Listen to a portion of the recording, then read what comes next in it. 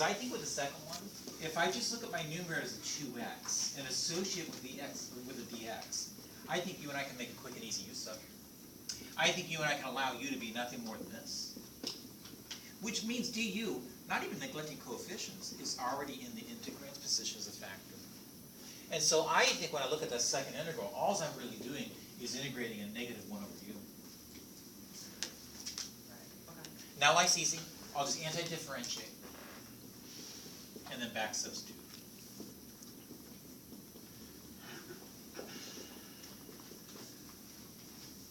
Now, I don't know what to do with the first one. I'm being honest. I don't know how you guys want to like this. You might not like my approach. You don't have to listen to me.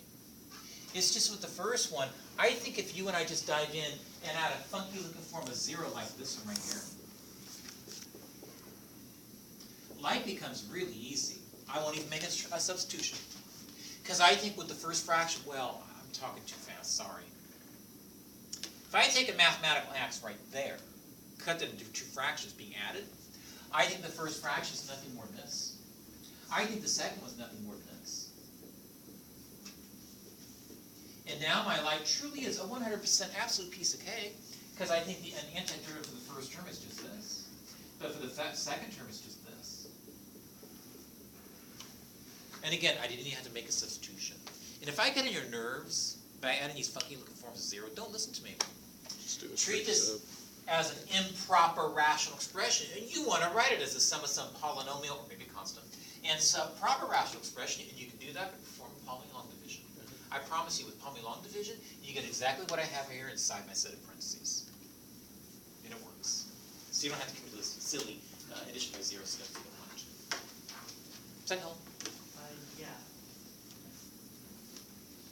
So, you guys, that means I get the rest of the day to talk. Sure. And to talk. Oh, actually, you know what?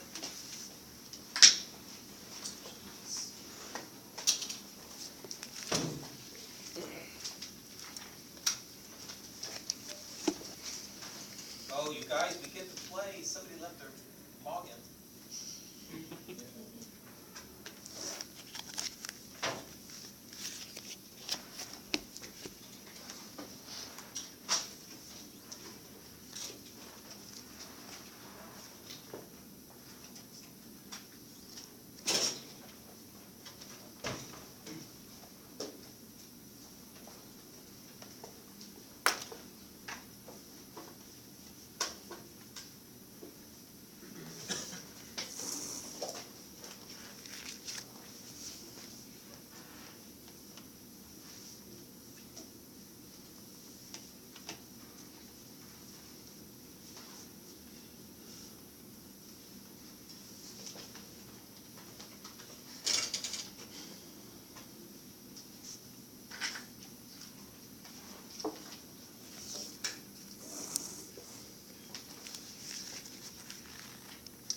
So, you guys, I want to talk about some applications. These are not serious applications, they're rather straightforward ones. It is not the case that I'm going to use as a catalyst to talk about other techniques of solving DEs. It's simply going to be a means by which you can apply our current techniques to solving higher order DEs. So, allow me to consider something really basic like a spring mass system. In other words, let's consider a mass hanging at the end of a spring. To make my life a little simplistic, I'm going to imagine it being suspended from a ceiling. And I want to pull down on this spring and just let go. And I think what's going to happen is I'm going to get some oscillation with the vertical position of this particular mass.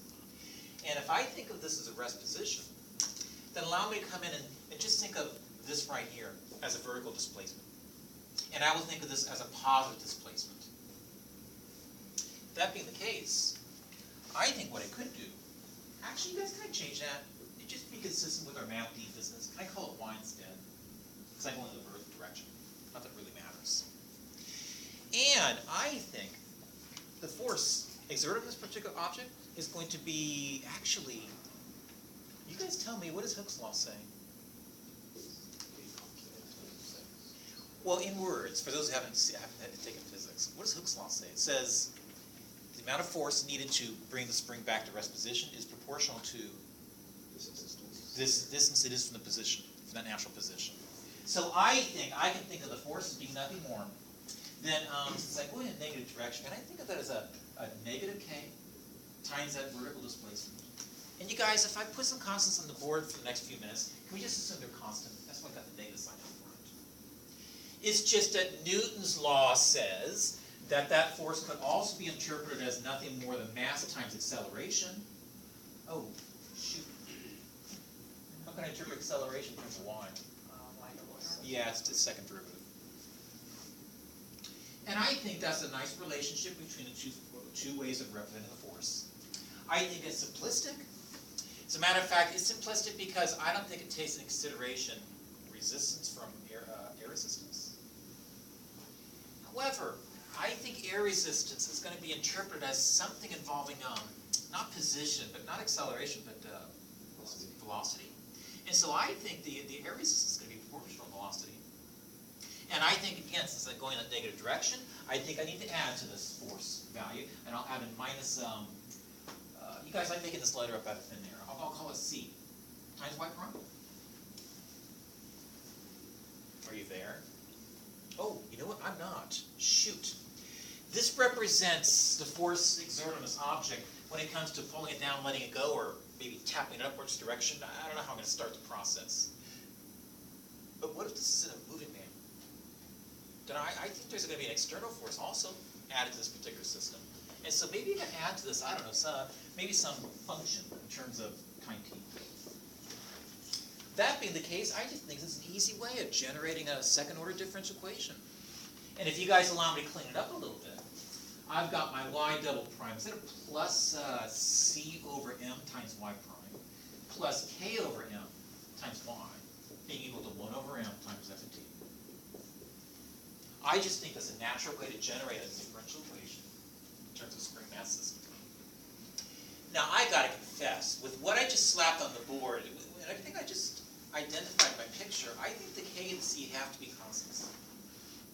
That being the case, assume your forcing function is going to be one of our natural nice functions, namely exponential, sines, cosines, or polynomial, then we'll be able to use our method of undetermined coefficients to solve this differential equation. So you guys, let me take a quick break and just consider the homogeneous case. Let me consider the case when that forcing function is equal to 0. In other words, there's no external force being exerted on the system. That being the case, I think one of three things are going to happen. Can I? Yes, please. So, for somebody that hasn't taken physics at all, Yes, stop me. I don't really get a lot of that. Should I just try and memorize it, or I mean?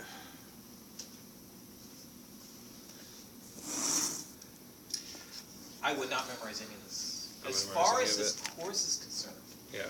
I don't really care if you remember the form. I don't. You guys, I'm coming to class, and I'm kind of nervous. I don't know what symbols or letters the author's using. I'm probably not using the same ones. If I am, it's pure coincidence. And I don't memorize any of them. If I want to talk about these DEs, I have to actually draw my picture, think about it, and rederive it out of thin air. But you got to understand that I was using something called Hooke's Law, which says this. I don't know what that is. And it just simply says the following. Okay. You stretch a spring. The force needed to do that is simply proportional to how far you stretch the string. Think about pulling a string. The further and further you pull it, the greater and greater the force is going to be needed. Yes, yes. Or saying it backwards. The force needed to bring it back to its rest position is proportional to the distance you're moving the spring. I think that's a law. It's not a theorem I can prove. I mean, when I refer to it as a law in physics, it simply means I made observations, made some computations, and it seems to be working every time. Okay. It's not a terribly good way to do mathematics, because that's inductive reasoning, but certainly physicists abide by that. Okay. It is, however, also the case that when I said, oh, here's the force exerted on the system, it's also the case I can interpret it as nothing more than mass times acceleration. Now, that's a bit more, as far as I'm concerned, sophisticated. Okay, so when you're saying that K is the force that's being exerted on a system. See, I disagree. I think I'm saying K times Y is that force. Well, yeah, but would Y be the system, and or what are you referring to as the system here? In my picture. Okay. And the system is just a collection of spring and all. Collection of a spring and object? Yeah, I'm not using the word system like I would in back in Math D in terms of solving a bunch of equations. Okay. I just mean, I got a problem situation like this. Okay. nothing more. Yeah, another way to check the equation is if you were to add units to the system.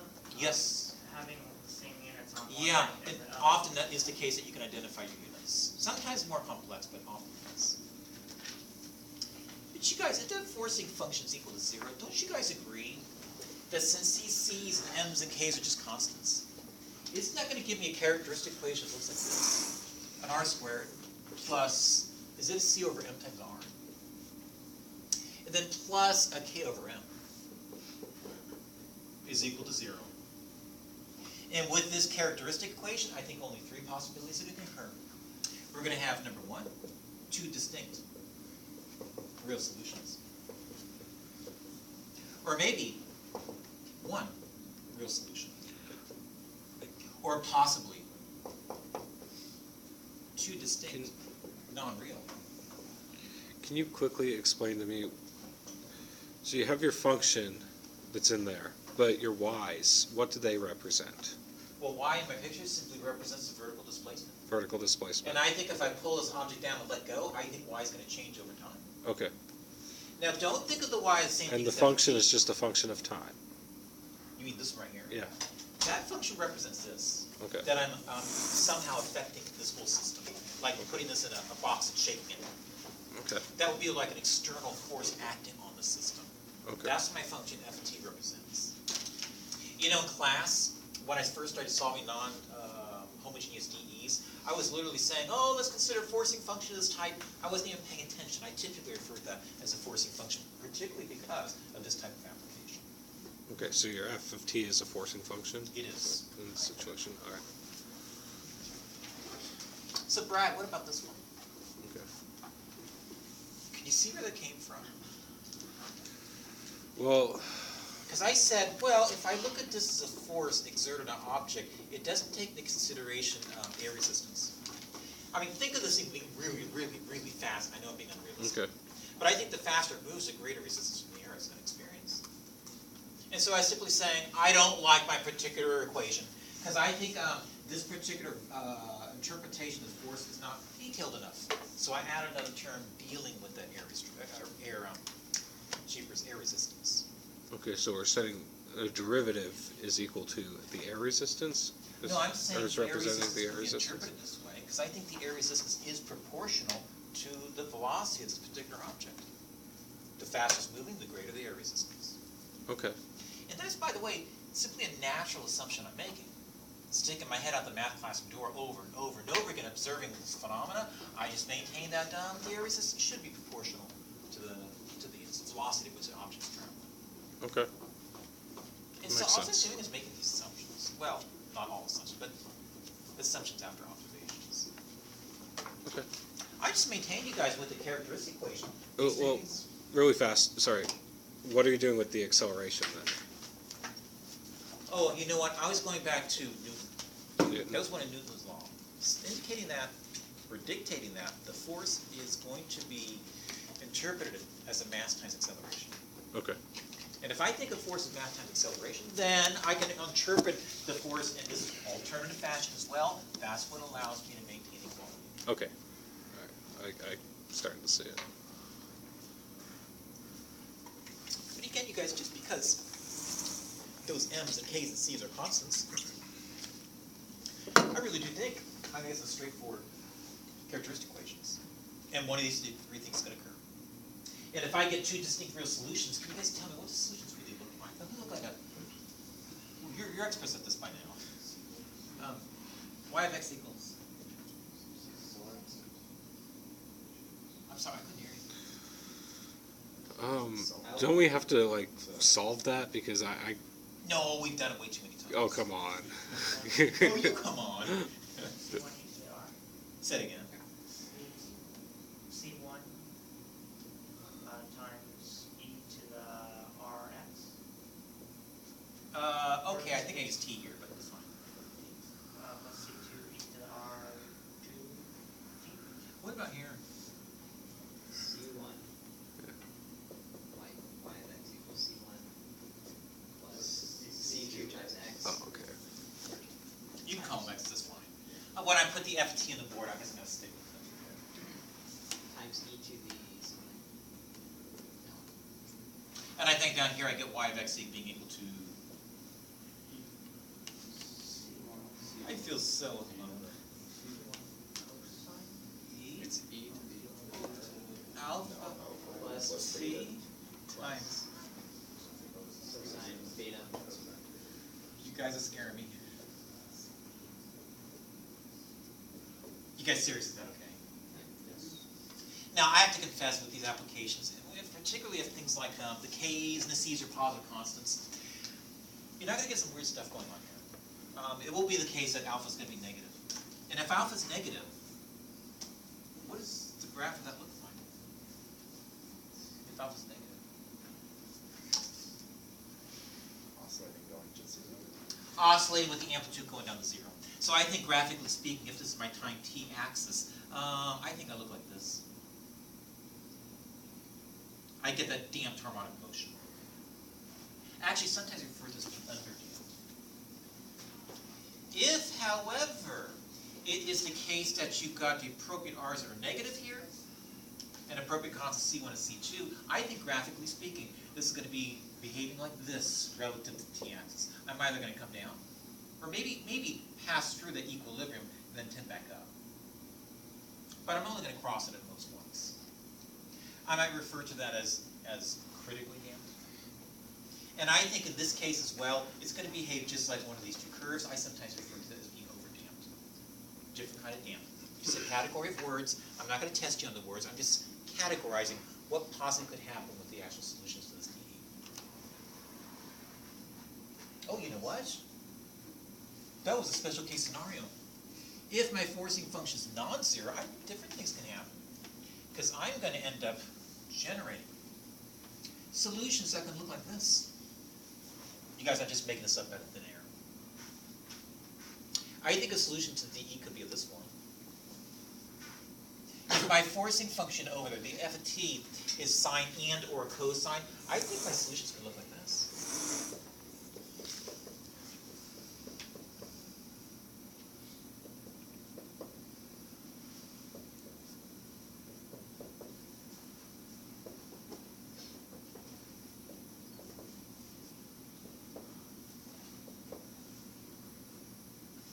And I maintain if I had a particular case situation in which, can I make up some letters real quick? Let's see what we want. And let beta be, how about 10? And if I allow C2 and maybe B be 0, how about something like maybe a negative 1 for A, and how about a 9 for alpha?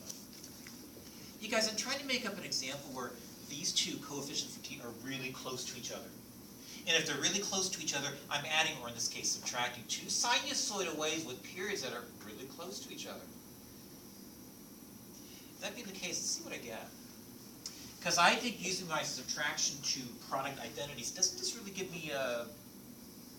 Shoot, I'm so slow, sorry. I don't use these identities very often. Is it negative 2 times the sine of their sum over 2? Times the sine of their difference, I think, over 2, I hope. You guys remember these product and sum of the product identities in trigonometry? Well, you remember they exist.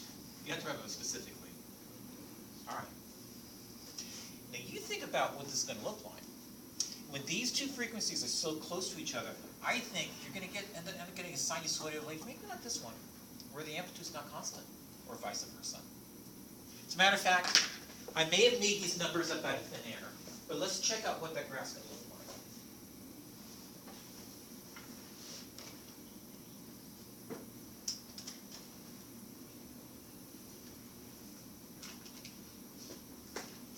like. Okay, you guys, it's time for some honesty. I really did make those numbers up out of thin air. Can you tell me what I put on the board? Was it negative 2? There's a sign of 1. 19 over 2 times t, that was it. What was the other one? Times sine of t over 2. Gotcha, gotcha. And graphically speaking, let's take a peek at this graph.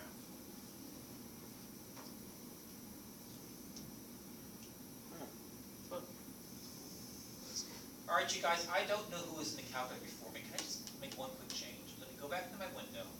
Let me go up as high as, how about maybe 2.5? And maybe as low as negative 2.5? That might give you a better picture.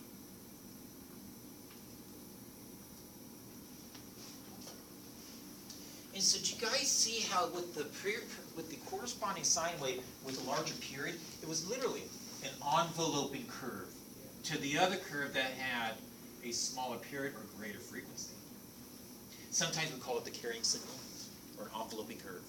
Just like with the dance harmonic motion, same idea. It's just I had exponential functions that were modifying the amplitude as opposed to a sinusoidal one. We sometimes refer to this characteristic as, well, most of your engineers, you call it, what do you refer to this as? Magic. Magic. I've heard the word beats be used to describe it. I certainly could refer to this as amplitude modulation, which is the way some radio signals are sent with the enveloping curve, hence the abbreviation AM. FM stands for? Frequency modulation? Yeah. Yeah, I think just prior to World War II, it was a collection of Americans in the military. They got sick and tired of not being able to keep track of signals. And someone then, for that reason, developed a super heterodyne radio that started enveloping curves within the frequency, not the amplitude. And that's where we come up with the FM.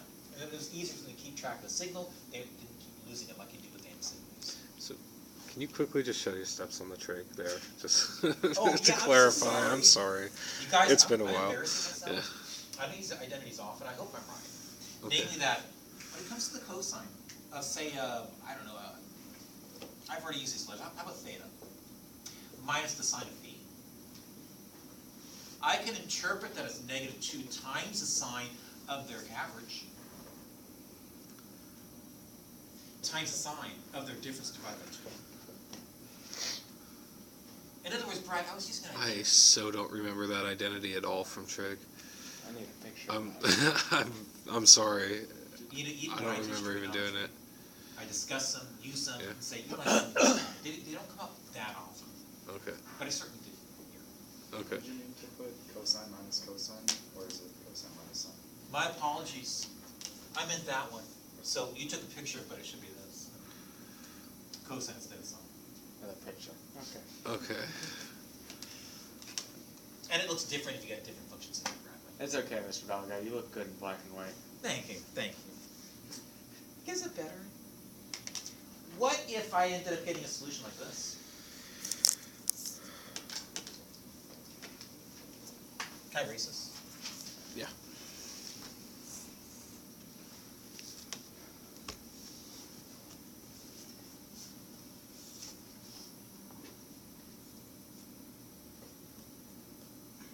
You guys aren't so slow.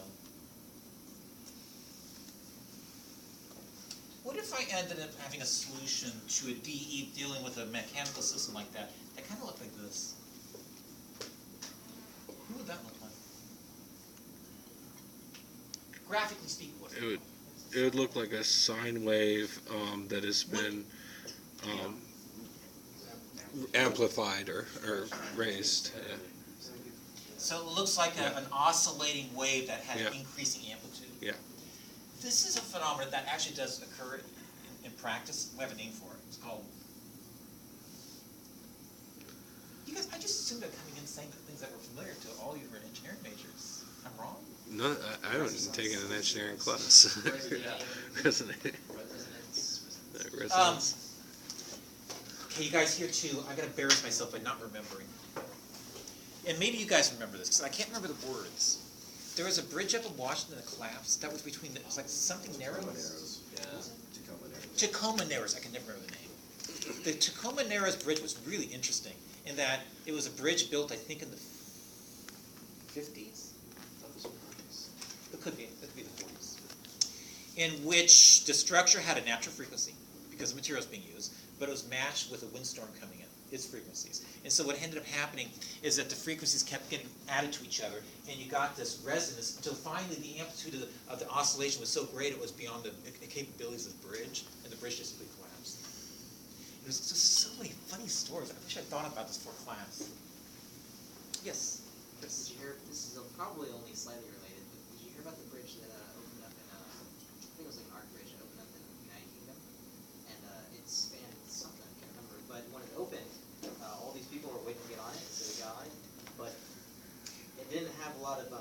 stability for like left and right motion, right?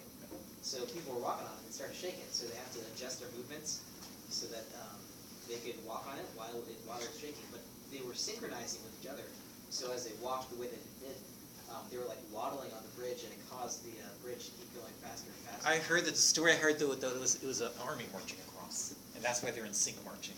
Yeah. Oh, it was That's out the bridges were out of sync. Out of sync, excuse me, out of sync. I'm talking about one of the civilians. Was it They- really? They weren't in sync, or they weren't trying There to was be in a- sync, they just naturally became in sync because they wanted to avoid. Yeah, there was Wow, there was interesting. that the problem with the bridge in London. Yeah. Yeah, I heard that one. Then I haven't heard about that one. That's interesting. You know, with the Tacoma Narrows Bridge. Oh god, that one. there is a local bank that put a sign right at the bridge advertising themselves. We are as solid as a Tacoma Narrows Bridge. And after the bridge fell, they had to go out there right away and pull that thing down.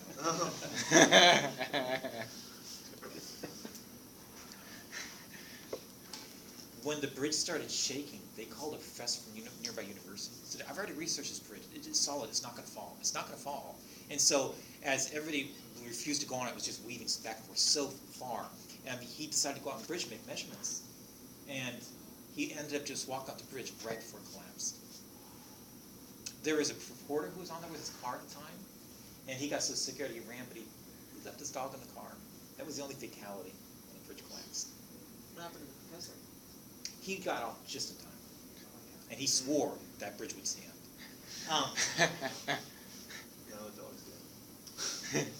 Poor dog. The city or whoever built the bridge took out insurance. I'm pretty sure the insurance company didn't want to pay that. Well, the insurance is going to run out 1 week after the bridge collapsed.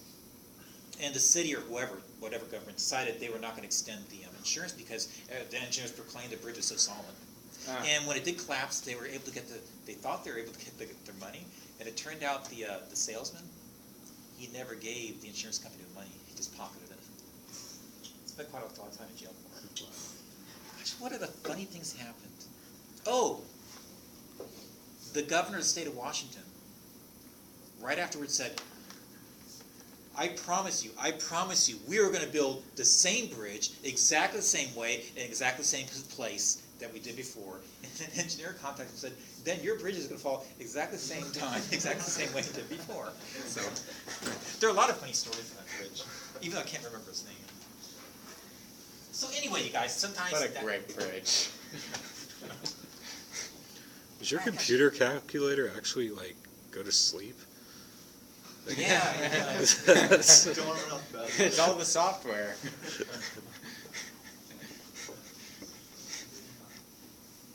It's supposed to be an exact I guess digital it's replica an of the exact calculator. emulation of it. Put the cover on? Software. So you guys, what if I had a solution that looked like this?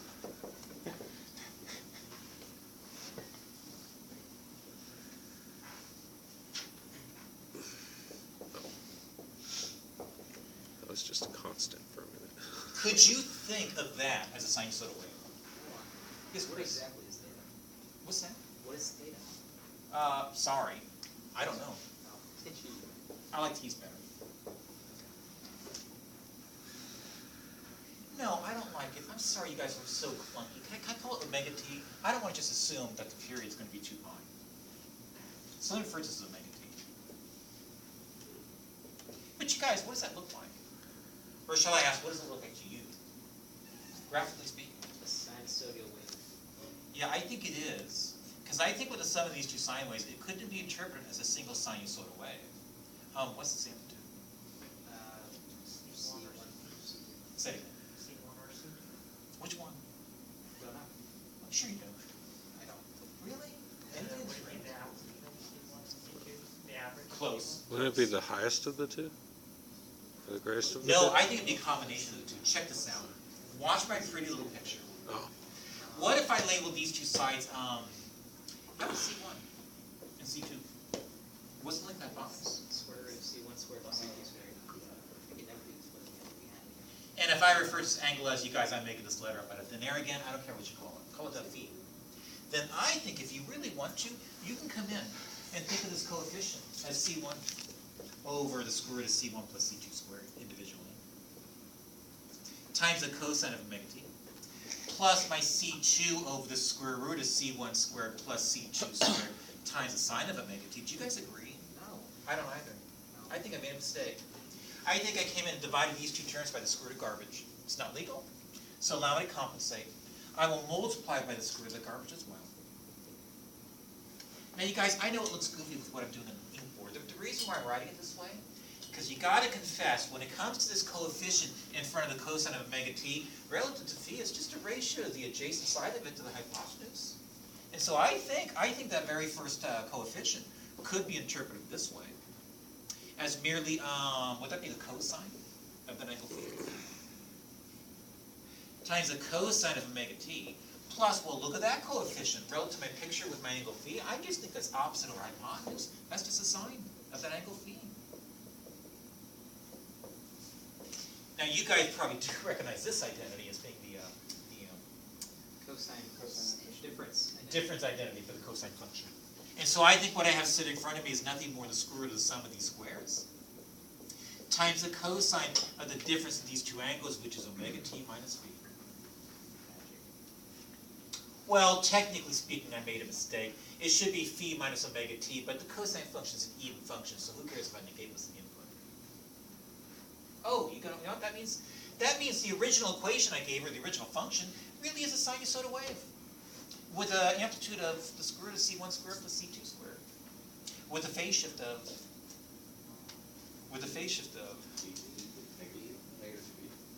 negative positive. Positive. Positive, because- Divided by omega. Negative or positive phi. Positive. But have it neither. It'll be. This is just trick. It'll be positive phi over omega. That one. Yeah, that one. I sure hope I walk in the right classroom. All right. I think, in addition, I can talk about non-mechanical systems, like, for example, how about electrical systems? Is there? I'm not going to embarrass you with a question, but is there anybody here taking circuits? Gonna have to. Last semester. It's not. Oh, so D is not a Vince- co-requisite? Vince took it, right? No. I took circuits at a different school, but I took the mechatronic class, which also went over circuits as well. Gotcha. Okay. Oh, I think Vince, you took circuits, right? No, it's correct. This is correct. Is it correct? Oh, okay. Well, you guys tell me if you know anything about this kind of business. I'm going to try to build a circuit. Here's my switch. And I'm going to have, I don't know, you guys, what's in a circuit? What kind of devices? Resistors, capacitors, inductors, maybe a voltage source. So if I had something like a capacitor, and maybe a resistor, and maybe an electrical source, and then maybe an inductor. Well, what's a capacitor? Capacitors, two metal plates. What does it do in a circuit? Adds what? It, Charge. okay, it basically stores a charge. And a resistor Limits. Oh, there is. opposes current. And an inductor Inductor, opposes change in a circuit. Well, opposes change in the current. And if I applied an electromotive force, a voltage source, you guys mind if I use EFT? I like EFT because E stands for electromotive force, or voltage is what we call it. And if I have a resistor, sorry, that's a capacitor. But if I identify the voltage charge over that capacitor, then I can interpret it as nothing more than the charge on the capacitor over C, which is capacitance measured in farads.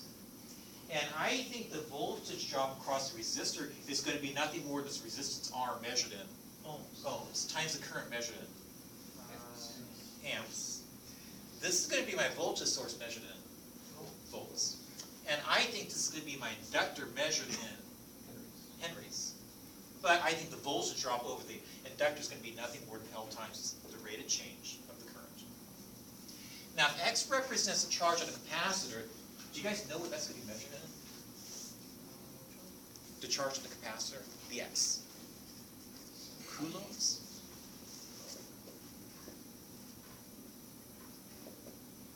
Wow, okay, I guess yes.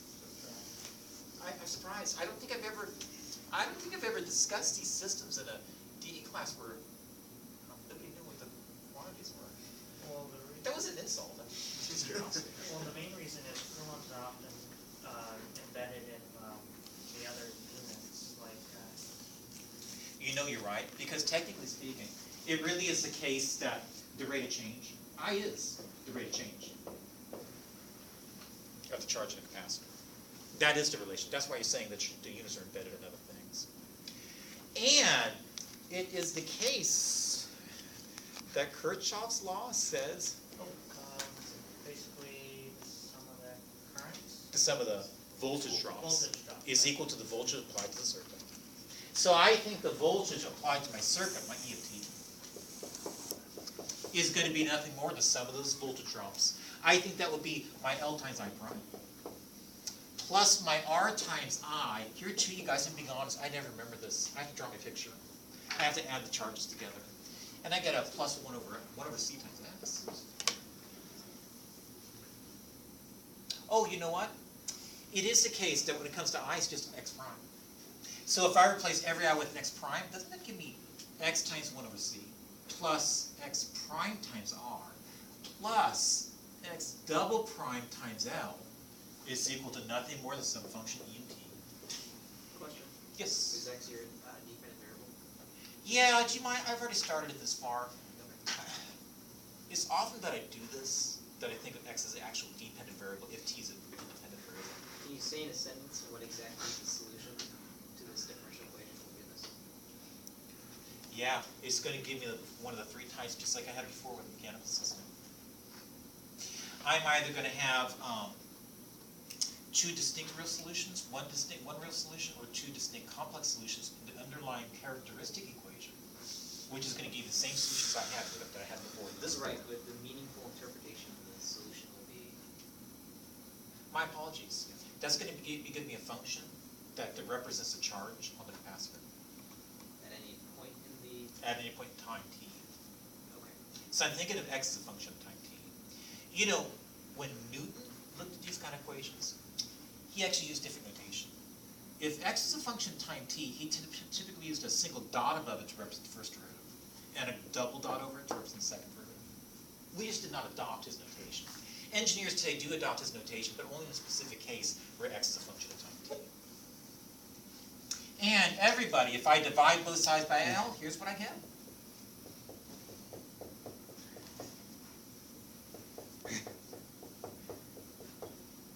There's a differential equation in order to that mathematically models that electrical circuit. What about EFT over L? Oh, thank you. I forgot to divide by L. See, I'm being honest with you guys. I don't memorize what the equations look like. I just read it right. Often try to drive correctly. And I don't know if you guys have noticed, but really this L is acting just like the M coefficient when it came to the differential equation for mechanical systems. But you guys, wouldn't it be a piece of cake to apply this stuff? Because you just plug in the constants and we're done.